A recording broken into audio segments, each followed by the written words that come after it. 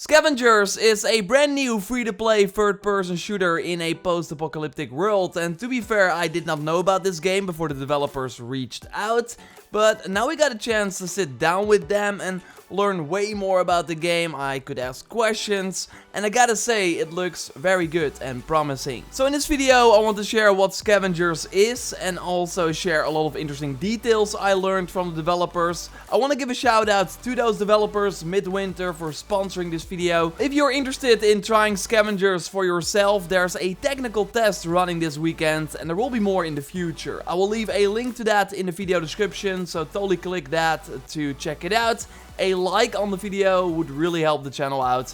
And let's go. You play Scavengers in a group of 3, and the goal of the match is to survive on this dangerous frozen wasteland while trying to bank as many data points as possible. And these can drop from killing other players, can be extracted from these crystals, and also from chests in the different camps. So it's really up to you and your team on how you want to approach this and get as many data points as possible. But you have to keep an eye out for the dropship at the end of the match, because at least one of your teammates has to get on it for your points to count. If you succeed and your team also collected the most data points at the end of the match, then you win. Extracting data from these crystal-like things is the main way to get the most points. So you could win a match by just focusing on these crystals that are protected by many AI enemies that look like this. The world of Scavengers has namely been hit by a virus called the Scourge. So expect to encounter a lot of infected humans and wildlife, and also the cannibalistic group called the Outriders, who also roam the world. And fighting these factions of enemies will be necessary to again get the data points, but also to collect XP and to be able to upgrade your gear. It's of course nice to fight these enemies together with your team, but if you understand your character well, then you should be able to take out many of them alone as well. There are 8 playable characters in the game right now, and 7 of them are playable in that current test weekend. Again, if you want to participate, link is in the description. And they all come with their own unique skill set, playstyle, and signature weapon that you can craft. And one of the characters is called Jay, who is really focused on melee combat. His special ability gives himself a shield, which fills up when he does damage. So the more damage you do, the longer you stay alive. If you pair that with his signature weapon, a giant halberd called the Thunder Blade, that is very nice with heavy AoE attacks, then you got like one of the best melee characters in the game. And you actually start out with just your ability and then have to scavenge things in the world to be able to unlock your signature weapon and maybe also upgrade that to make it even more powerful. We can also expect a more long-ranged character called Tarek. He's a sniper with his signature weapon, the Long Striker, that allows you to obviously take out enemies from afar. And the special ability is a sort of stun trap that should be a combination between a stun and a flashbang. So Tarek is really good at disorienting enemies and also keeping them far away. You can have up to 3 of these mines active at a time, so you can really keep control of a specific area and then take out your targets from afar. And again, those targets will be the many creatures and AI-controlled humans that we have to kill, but targets could also be other players. There will be 60 players in total in a match, so 20 groups of 3, and every group should start pretty far from each other, so at the start of the match you can really just focus on collecting things and upgrading your character before you really run into other players. And there should be tactics to completely ignore fights as well if you want, but there are of course some benefits for taking out other people.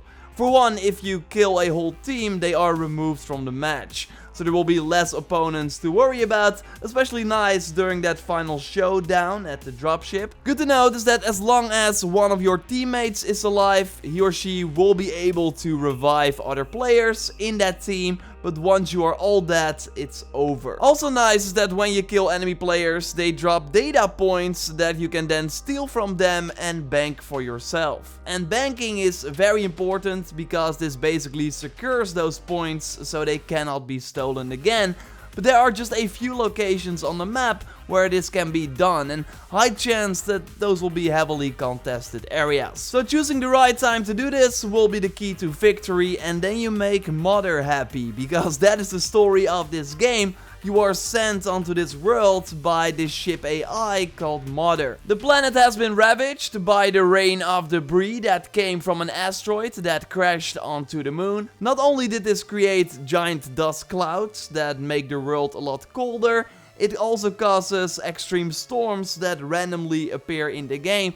And to survive these, we will have to stay warm at campfires, for example. So there will be some small survival elements as well to stay alive in this world. Your character is one of these survivors who fled to the spaceship when everything went down. But again, now you are sent back by Mother to get the data points and also fight each other, because that is what Mother enjoys. It's pretty sadistic indeed. Luckily we got sent to this planet with a keeper that lets you craft weapons, because apart from the signature weapons you also have wildcard weapons that everyone can use, so also melee weapons. There will be consumables that you can craft like medkits and also throwables like grenades. But this keeper drone also lets you interact with specific objects and lets you, for example, extract those data points or repair vehicles. We don't have a lot of footage of this in the B-roll that the devs provided, sadly, but yeah, there is a vehicle in the game that you can use, and overall it will really be like,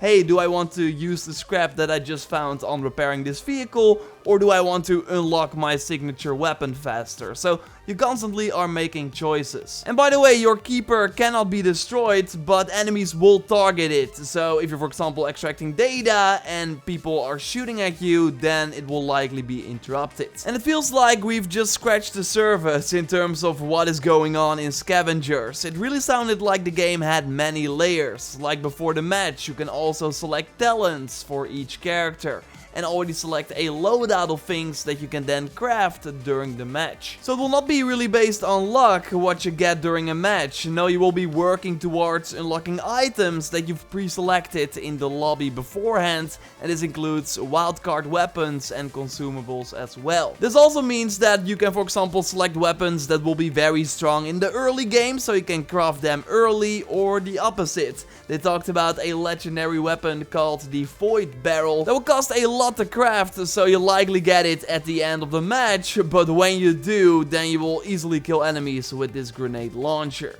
The game will be out in closed beta at the end of this year, with early access starting on PC in early 2021, and then consoles will follow after that. They did toy around with a solo and duo mode, but for now they're really focused on this 3-player mode, and there is a ping system as well in the works, like they're rolling out more features every test weekend. So if this all sounded awesome, then totally click the special link in the description to try it out for yourself. Again, it's free. I will totally do it and report back when we learn more about Scavengers, so subscribe for that and way more content. A like on the video would really help the channel out. Thanks again to Midwinter Entertainment for sponsoring the video, really helps the channel out, and for now I will speak to you next time. Goodbye!